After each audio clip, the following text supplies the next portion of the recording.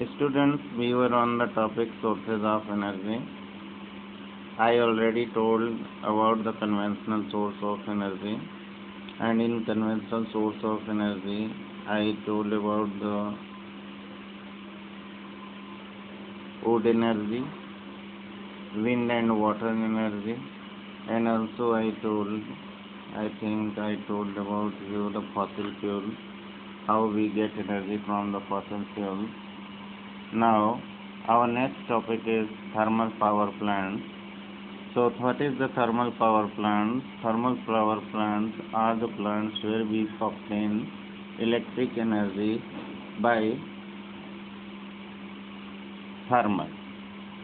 In thermal power plants, the working fluid is used.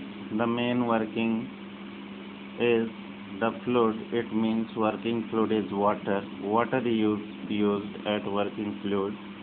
Thermal power plant को हम लोग बोलते हैं ऊष्मीय ऊर्जा घर। और यहाँ पे अक्सर हम लोग जो फ्लूइड यूज़ करेंगे ऊष्मा से भाप में बदलने के लिए वहाँ वाटर का यूज़ करेंगे। थर्मल पावर प्लांट्स में हम लोग फॉसिल फ्यूल का यूज़ करते हैं हीट जनरेट करने के लिए। तो इसके लिए हम लोग न्यूक्लियर एनर्जी या कोल का यूज़ करते हैं और पेट्रोलियम्स का भी यूज़ कर सकते हैं। यहाँ पे हम जो एनर्जी होता है उसको जो एनर्जी हम फॉसिल फ्यूल से गेट करते हैं उसको हम लोग क्या करते हैं इलेक्ट्रिसिटी एनर्जी में कन्वर्ट करते हैं। थर्मल पावर प्लांट्स में हम लोग क्या करते हैं हीट जनरेट करते हैं। हीट से वाटर स्टीम बनाते हैं। वाटर स्टीम्स से हम लोग बड़े बड़े टरबाइन्स को चलाते हैं।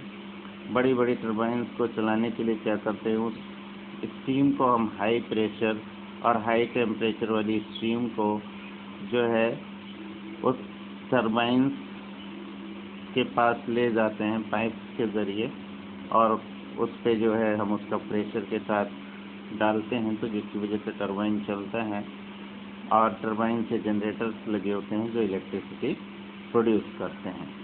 थर्मल पावर प्लांट्स को चलाने के लिए लॉट ऑफ फॉसिल फ्यूल्स का हम लोग डेली यूज़ करते हैं और ढेर सारे वाटर का भी हमें आवश्यकता पड़ती है। वाटर को हीट करते हैं उसको जो है स्टीम में कन्वर्ट करते हैं और उसी से हम जो है इलेक्ट्रिसिटी जनरेट करते हैं। Okay, now hydro power plants are hydro means water से जहाँ पे हम लोग पावर प्लांट जिसको हम हिंदी में पन विद्युत घर भी बोलते हैं, जल विद्युत घर। ओके, तो यहाँ पे हम लोग क्या करते हैं फ्लोइंग वाटर यानी बहते हुए जल या की जो काइनेटिक एनर्जी है या potential energy of the water at a height कि बहता हुआ जल की काइनेटिक एनर्जी या अगर कोई वाटर बहुत ही ऊंचाई पर है तो उसकी पोटेंशियल एनर्जी का यूज़ करके हम लोग इलेक्ट्रिसिटी का प्रोडक्शन करते हैं। तो हाइड्रो पावर प्लांट्स में जनरली हम लोग डैम्स बनाते हैं, बांध बनाते हैं और बांध बनाते हैं तो हम लोग क्या करते हैं इससे जो इलेक्ट्रिसिटी जनरेट होती है हाइड्रो से तो उसको हम लोग बोलते हैं हाइडल इलेक्ट्रिसिटी बोलते हैं। और इसके लिए हम लोग क्या करते हैं सबसे पहले तो क्या करते हैं आप एक बहुत बड़ा रिजर्वायर क्रिएट करते हैं। रिजर्वायर क्रिएट करने से वहाँ पे वाटर को स्टोर करते हैं।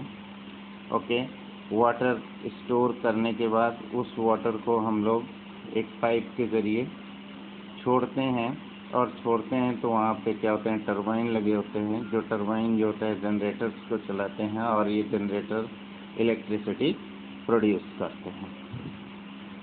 Because water is a renewable source of energy.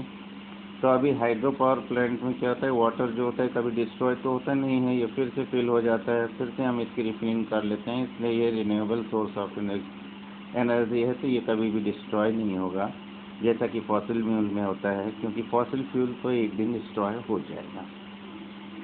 अभी हाइड्रो पावर प्लांट बनाने में हमको थोड़ी क्या होता है कि इन्वायरमेंट पे थोड़ा इफेक्ट आता है कि इस पे क्या होता है कि large area of agricultural land and human habitations are to be sacrificed and get submerged. क्या होता है कि जब भी हम लोग कोई डैम बनाते हैं या टैंक बनाते हैं तो उसमें बहुत बड़ा जो होता है ज़मीन का एरिया और मनुष्यों के रहने वाला एरिया उसको वाटर में डूब जाता है, जिसके लिए हमें उसको सैक्रिफाइस करना पड़ता है, तो उस एरिया को हमें छोड़ना पड़ता है।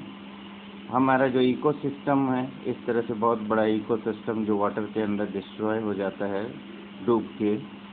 ओके, द वेजिटेशन, ढेर सारे पेड़ पौधे और जंगल भी उस टैंक के अंदर डूब के सड़ जाते हैं, और जिसकी वजह से मीथेन गैस बनती है जब वो रोस्ट करते हैं, जिससे ग्रीन हाउस इफेक्ट होता है। और इसके साथ जो लोग डिस्प्लेस होते हैं उनको दोबारा से हमें स्थापित करने के लिए, रिहैबिलिटेशन के लिए प्रॉब्लम आती है।